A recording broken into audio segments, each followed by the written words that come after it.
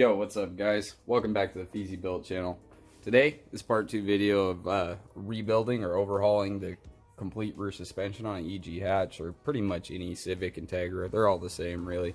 If you didn't watch the last video, make sure to go back and watch it. All we did really, I'll do a quick recap, is we cleaned these wheel wells down here. We got them prepped for paint or underlayment. We got the rear trailing arms pulled off, completely disassembled, painted, it's clean, scuffed, painted. And then now we're on to the point where we're reinstalling everything. And in that little time lapse you guys just seen, we got the wheel wells refinished, right? So I know I only showed one side, same thing on both sides. Didn't want to have just some overkill video of just doing that. So just 2 coats, just like we did on the front wheel wells. Just enough to keep things protected, and all one uniform color. It just looks so much better in my opinion. So I've already got one of these trailing arms pretty much assembled. Now, although it looks exactly the same, it isn't. So when I got here and got to the shop, I got established, started getting everything going, started pulling out the parts, and the spherical rear trailing arm bushings that we were talking about, I made a little boo-boo. Now, it wasn't such a big deal because luckily, if you guys have watched the old videos where I did the disc conversion for the sedan, I never ended up putting those on, right? So what I'm getting at is these are for like a newer Integra, and the older DAs have a bigger hole, right? So the ones that I had on the hatch must have been an older style, whatever. Luckily, I did end up having the ones laying around that have already refinished, and I didn't have to go through that whole headache of reordering parts and everything. So I'm going to show you what I'm talking about. This is one of the trailing arms that we redid yesterday. This is the spherical bushing. Now that is supposed to be a press to fit. It shouldn't just fall in there like that, right? Now I don't know about you guys, but I've never seen an install video on this, so I'll probably make a short video out of that as well in here. But that is the problem. Make sure you're buying the real or the right part for your application. Sorry, I won't zoom in on there. There we go. So if you come over here to the old ones that we had that we did a long time ago, I know they're all dusty and dirty, but they clean up quick. You can see that that's nice and snug, right? And it has to be pressed in. After it's pressed in, these 2 holes here, you have to drill and bolt on the other side, but we'll get to that. So luckily, like I said, I had those laying around, thank the Lord. So I got one already done and out of the way. I know how to do it all. Now I'm probably just going to put it on hyperlapse and just buzz through and put it together, but I'm going to explain it real quick here. So you're going to have a press to put this in to install it. To uninstall it, clearly if you watched it, you can just pound them out. But you grease up the back side of this guy. So you can see that grease around the ring there. I just used my assembly lube. I use it for pretty much everything. You get it as flush as you can, and you put a buffer like a piece of wood, a piece of metal, something that's not going to really dig into this billet aluminum. Then you'll press it in, which I'll go over that on hyperlapse too.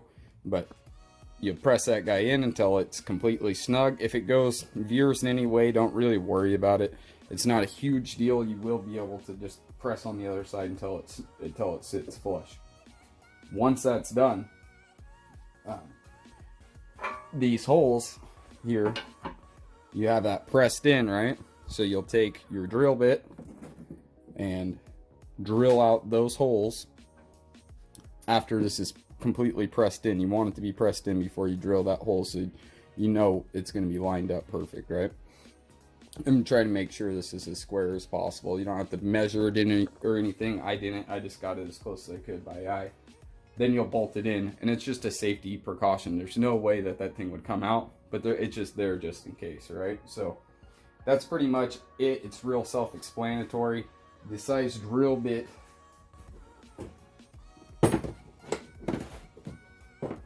let's see, that you would need if you're doing this is a 15/64. And that's the one I use. That's the one that worked. So I'm going to go ahead, get this other one done for the other side, and put it on hyperlapse, bust it out. It's really easy, it's just quick. and then I'll get to installing them on the car.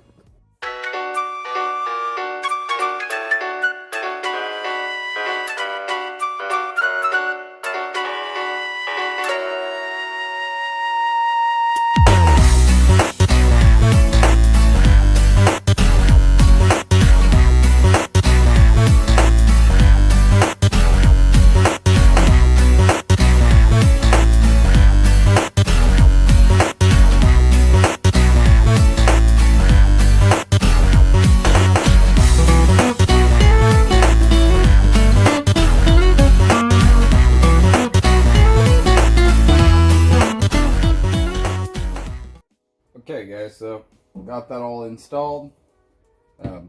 Pretty straightforward. Like I said, all you're going to be doing, not that, but all you're going to be doing is knocking out the old one, pressing this back in, drilling those 2 holes. There's probably dudes that have 15-minute videos on how to do it. It is super simple. I hope you can just take that out of context and do it yourself. Very easy, well worth the money. So moving over to the rest of these suspension components, and I thought I would explain this, what works for me, right? So this is your tow bar, right? Your stock tow bar right here. This is the aftermarket one with the Heims joints, right? So before we go putting any of the suspension back together, we don't want this to be so far off. Now if your car is already tore apart, maybe these numbers will help you. But if not, and it's driving straight, or it was even semi-close, make sure before you install any new parts like this, or the upper control arm, the camber kit, that you measure from center to center, okay? And you do the same here. Now you would have to take your little insert and put that in to get your perfect center hole, right? Well, you don't have to do that. It's just what I did.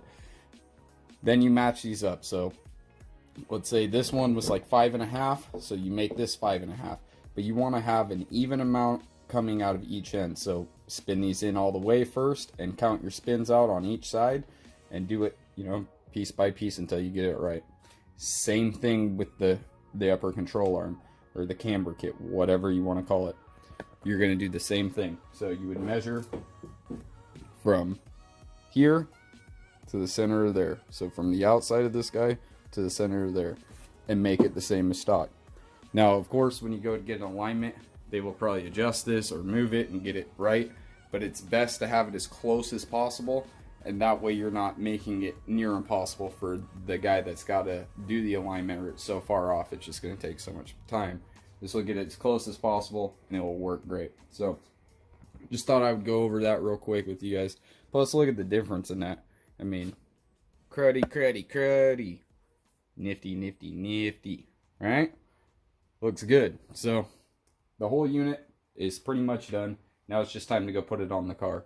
One thing that I don't have is my lower control arms. I do have them, but one of the bushing's bad. So I'm trying to figure out what I'm going to do with that, but it's okay. These can all hang for now. The struts and stuff, they need to be cleaned up still. So, but other than that, that's everything, the rear suspension. So, you know, replacing the strut, bushings, wheel hub bearings, rotors, tie rod arm, adjustable tow arm, the upper control arm, the camber kit. So other than that, that's pretty much everything, right? So we got the rear wheel wells refinished. They are dried up. They're ready to be assembled, or the parts to be assembled on them. So using that method, I'm just going to go ahead and measure everything out, make sure it's the same, throw this stuff on there, and then I'll show you guys what it looks like when it's done.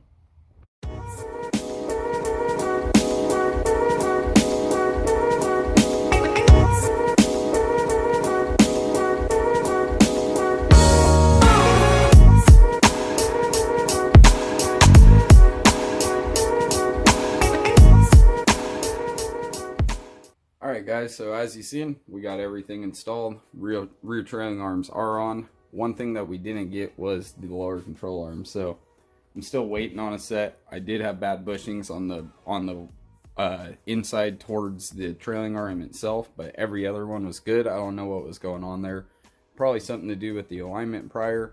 but those do need to be replaced, and the coilovers still need to be cleaned up. They're still just rotten dirty. So coming back over here, do a little recap on this. So we have our blox spherical trailing arm bushing, our upper control arm camber kit, new rotor, freshly repainted, whole wheel well refinished. Coming in here, got that adjustable lower tow bar. And I know that part of the car still needs to be undercoated. It's pretty god awful, but I'm gonna do it when I do the spare tire hatch and after I pull the tank out, because the tank's got to come out for the fuel cell anyway, so I don't need it in there. So after I get that out, I'm going to do that whole area plus the rocker boards, the kicker panels underneath. So that's coming, but I'm probably not even going to record that. I'll just show you guys the finished. But both sides are done. Like I said before, still don't have a lower control arm right now, and the coilovers need to be cleaned up. So that's about it, guys. I mean, literally, there's very few moving components in the rear end. It's super easy to, you know, go through and completely restore it or upgrade it, however you want to go about it. And it's also very cheap. So, I mean, I probably spent roughly $300 on everything all together, and I can't complain. So, and if you guys remember, we did the same stuff in the front end. New wheel hub bearings, new bushings, new spherical compliance bushings. Brand new everything, guys. Brand new everything. Wheel hub bearings, the whole deal. So, I mean, this car is literally, if you haven't seen it, go back and check it out. Make sure to subscribe so you guys can get the notification to keep up on this thing. But it's fully restored. So, once the cage shows up, get that thing welded, get that in there. I think the next step right now is to go and get the oil pan on, get the clutch on the motor, get the head bolted on, and get it over here and in the car. That way I can put on all the turbo stuff, the intake manifold, and start going about how I'm going to fab up the intercooler piping, the boost piping, where I'm going to route the fuel lines and all that jazz. So if you liked the video, make sure to give it a thumbs up. If you didn't, dislike, whatever. I'll see you on the next one.